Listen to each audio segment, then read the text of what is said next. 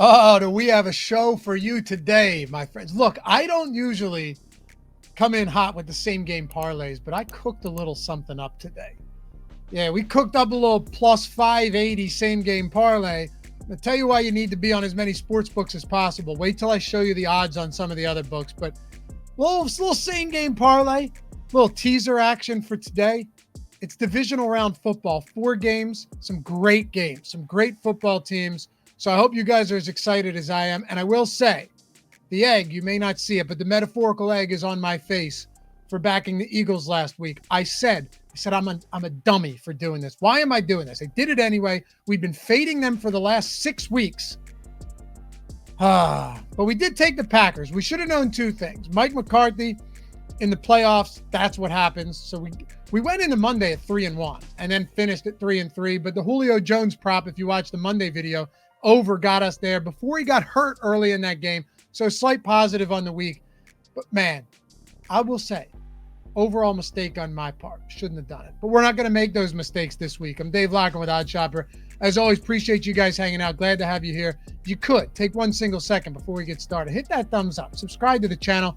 And as always, I read them all every time. Leave a comment down below with your favorite picks. Even if it's like last week. Hey, I dare you to bet the Packers. Anything. Leave it down below. I try and read and respond to all of them. And if you're not following me at Loughy_D on Twitter, LOUGHY_D, any other thoughts, picks that we don't have here throughout the week will be there. All right, let's get into this. First up, the Houston Texans on the road against the Baltimore Ravens. Ravens laying 9.5 points here, 43.5 point total. So I don't know if you guys know this, but Lamar Jackson, get this, as a 7.5 point or more favorite over the last 3 seasons, is 1-8 against the spread. 1-8 against the spread. It hasn't gone well. They've even said that they would prefer to be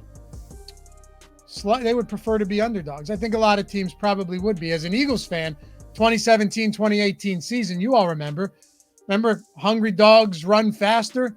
They were dogs in every game throughout the postseason because Carson Wentz went down. Nick Foles, look, they caught lightning in a bottle, no doubt, but they end up winning the Super Bowl as dogs in every game. I'm not saying the Texans come in here and win this one, but 9.5 points seems like a lot. And quite frankly, I've been wrong on CJ Stroud more than once. And it's funny because I came into the season being like, yeah, I like CJ Stroud. This guy really looks good.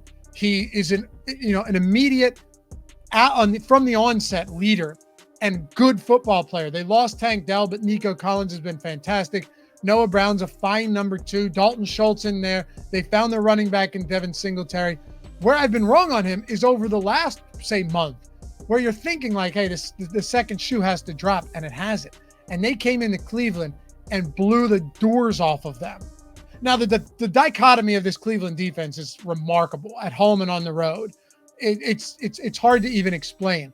But no matter what, CJ Stroud in Houston came in there and laid it to them. I still think 9.5 points is a lot in this game.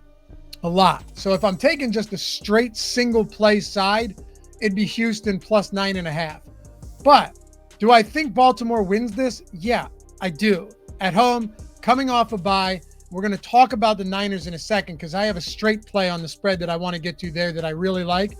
But I am not opposed at all, and I think you guys will like this, to going 2-team 7-point teaser here with the Baltimore Ravens and the San Francisco 49ers. Now, you can find the Ravens at 8.5 or 9 in some spots, but even if it's 9.5 with the Niners and the Ravens, you're teasing them through 7, you're teasing them through 6 and through 3, which means now you've got a 2-team 7-point teaser with the Ravens and the Niners at home, number 1 seed in their respective divisions, coming off a bye at -2.5, win by a field goal. Then you've got the Packers on the road against the 49ers. Niners laying 9.5, 50.5 point total. Guys, Packers were awesome last week. They were awesome last week. Mike McCarthy did what Mike McCarthy teams do. They completely imploded at home as a 2 seed against the 7 seed. How much of that is the Packers and Matt LaFleur, and how much of that is an indictment on the Dallas Cowboys? I think it's a lot of both. The Packers look great. Aaron Jones looked great. Jordan Love has been remarkable over the second half of the season. And the Cowboys were just terrible. I said it last week, though. When you look at the Cowboys, the way to really beat up on the Green Bay Packers would be particularly on the ground where they've struggled, but also middle of the field, not on the outside, but on the ground. Well, the Dallas Cowboys really struggle to get a consistent ground game going, and that hurt them. Also, their defense was terrible, but multiple defensive touchdowns for the Packers. Things went south from the jump for Dallas. But you have to come into San Francisco this week against the Kyle Shanahan coach team, a healthy one at that, with a run defense that is your main weakness defensively, going up against Christian McCaffrey. Could have argued that he was the MVP. And then you've got guys like Deebo Samuel and Brandon Ayuk and George Kittle who can all beat the shit out of you after the catch, and particularly in the middle of the field. This is a tough spot for the Green Bay Packers. There's no doubt about this. And Kyle Shanahan is not Mike McCarthy. The 49ers run game, led by Christian McCaffrey, who probably plays 100% of snaps in this game, is not Tony Pollard or Rico Dowdle, okay? 9.5 seems like a lot for a playoff game, but you've got a elite home favorite coming off of a bye. As much as I was impressed by the Green Bay Packers and as much as we were pleased to see them not only cover but win that game, particularly me because I'm not a big Cowboys fan, I'm laying the 9.5 on the 49ers at home. I think they outmatch and overpower them. I think Aaron Jones has a much more difficult time defining that run game against that San Francisco front.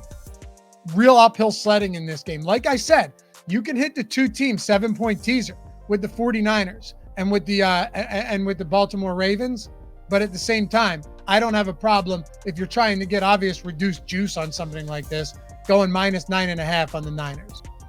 All right, so I mentioned to you guys that we cooked up one hell of a same game parlay, plus 580 odds.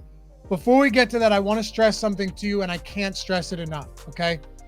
You have to, when you're betting, if you're a parlay bettor, if you're betting parlays, you're betting same game parlays, even if you're just betting straight bets, the number one prerequisite to being a bettor, even if you're doing it for fun, is to have accounts on as many sports books as possible. Even if it's 3, I'm not saying you got to go out and do 10. Even if it's 2 or 3, but preferably more than that. BetMGM right now, and I'm going to tell you why in a second. This will blow your mind. They got a promo because you're probably already on DraftKings or FanDuel.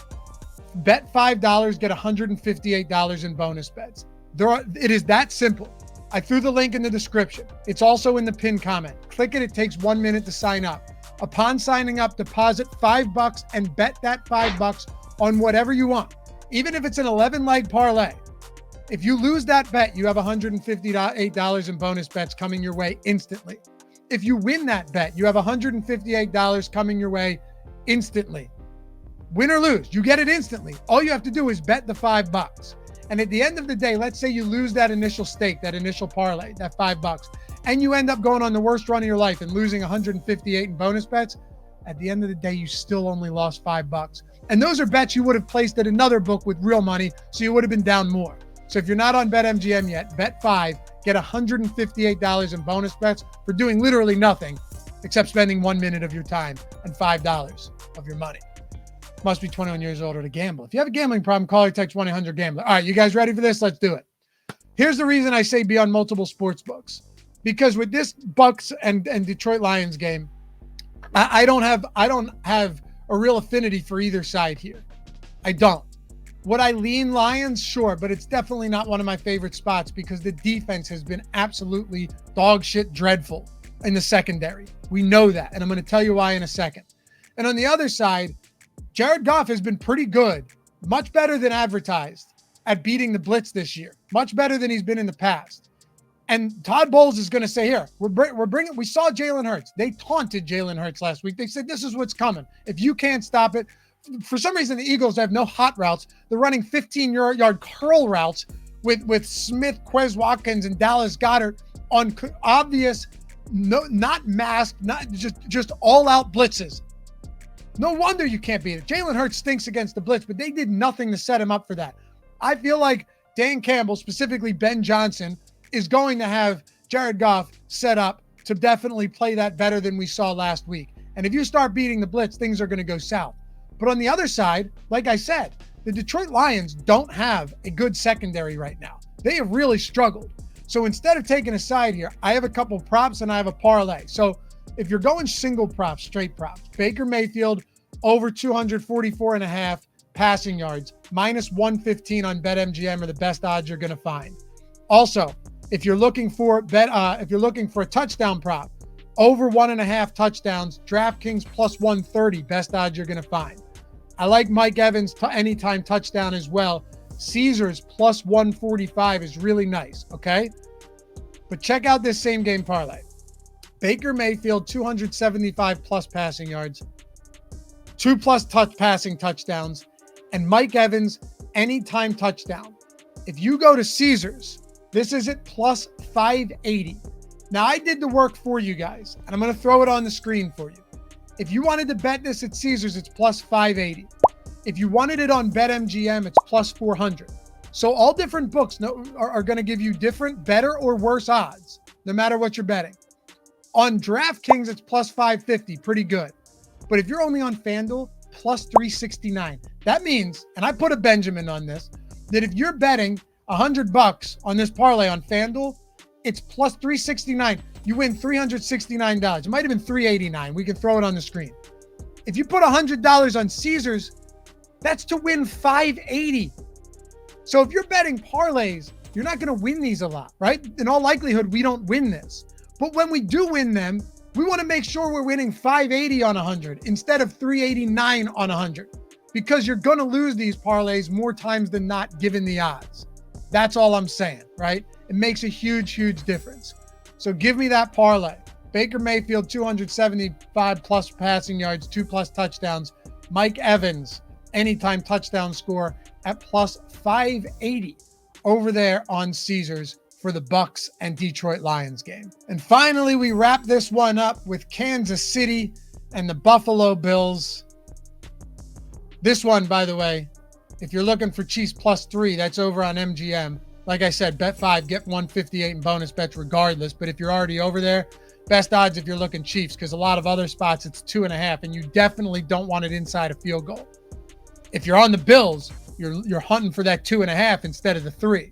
So just know that if you decide to fade everything I'm talking about, the best odds are out there for either side of this one.